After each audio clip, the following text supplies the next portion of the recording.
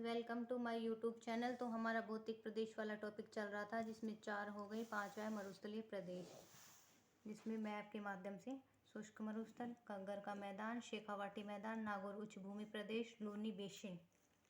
भारत में थार का मरुस्थल पश्चिमी भाग राजस्थान, गुजरात, पंजाब आदि राज्यों में फैला हुआ है। मरुस्थलीय क्षेत्र का लगभग 80% भाग राजस्थान में पाया जाता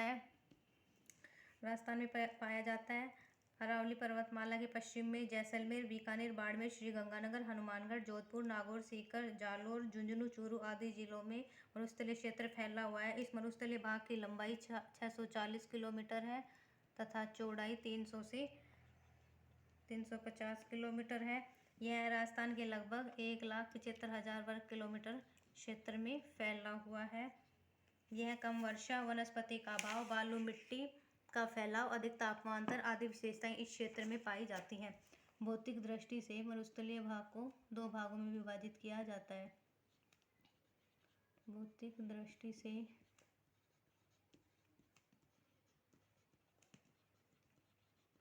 मरुस्थलीय भाग को 2 भागों में विभाजित किया जाता है, जिसमें पहला है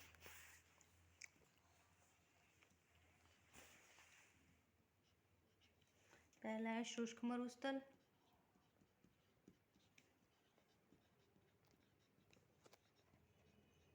दूसरा है अर्ध शुष्क मरुस्थल।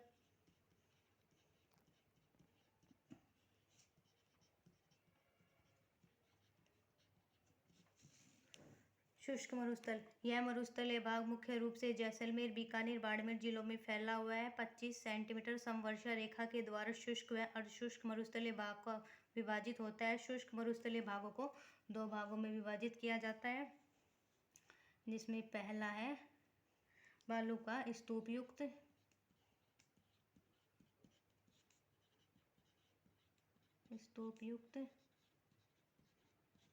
दूसरा है बालू का स्तूप मुक्त।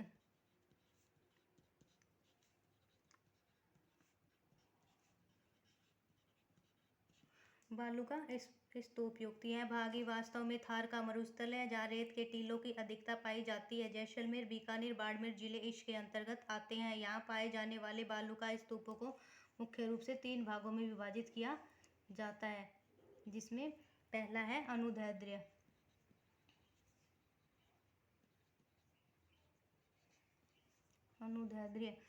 वायु की दिशा में समानांतर बनते हैं। ये मुख्य रूप से हमें जैसलमेर में देखने को मिलते हैं।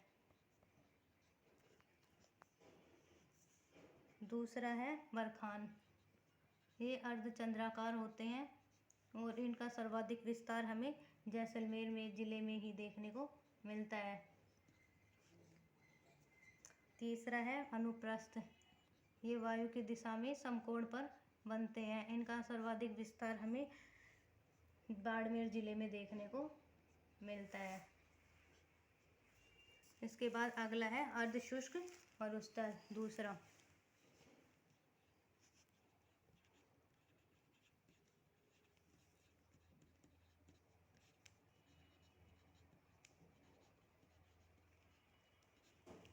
यह क्षेत्र अरावली पर्वतमाला या 50 सेंटीमीटर समवर्षा रेखा के पश्चिम में फैला हुआ है। भौतिक दृष्टि से इस भाग को 4 भागों में विभाजित किया जाता है, जिसमें पहला है घग्गर का मैदान,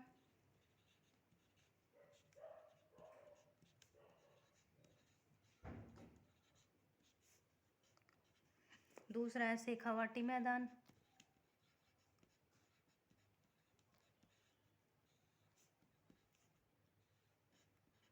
तीसरा है नागौर उच्च भूमि,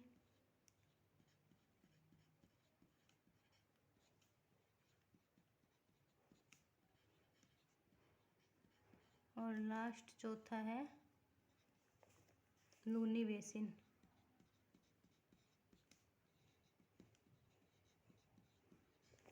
जिसमें पहला है घग्गर का मैदान। इसके अंतर्गत श्री गंगानगर व हनुमानगढ़ जिलों को शामिल किया जाता है। इस क्षेत्र की प्रमुख नदी घग्गर है।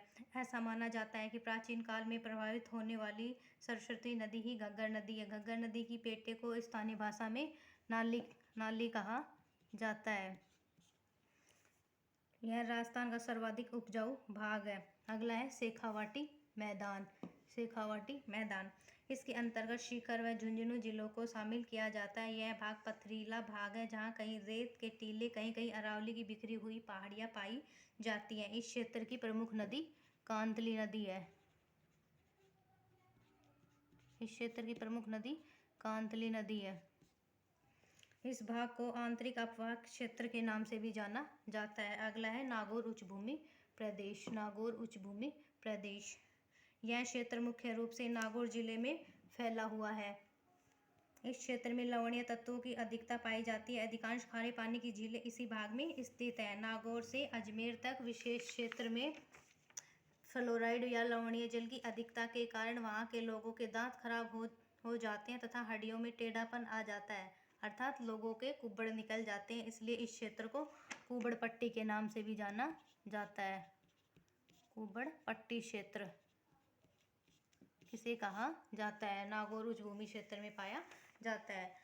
लास्ट आपका लूनी बेसिन। लूनी बेसिन, यह अर्धशुष्क मरुस्थलीय भाग का ही सबसे दक्षिणी भाग है। जोधपुर, पाली, जालौर आदि जिले इसके अंतर्गत आते हैं। इस क्षेत्र की प्रमुख नदी लूनी है। इसका पानी बालोतरा तक तो मीठा रहता है, इसके पश्चात खारा हो जाता है। इसलिए इस नदी को आधी खारी व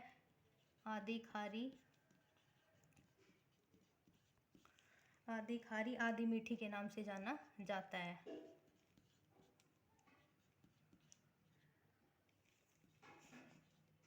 आधी मीठी के नाम से जाना जाता है।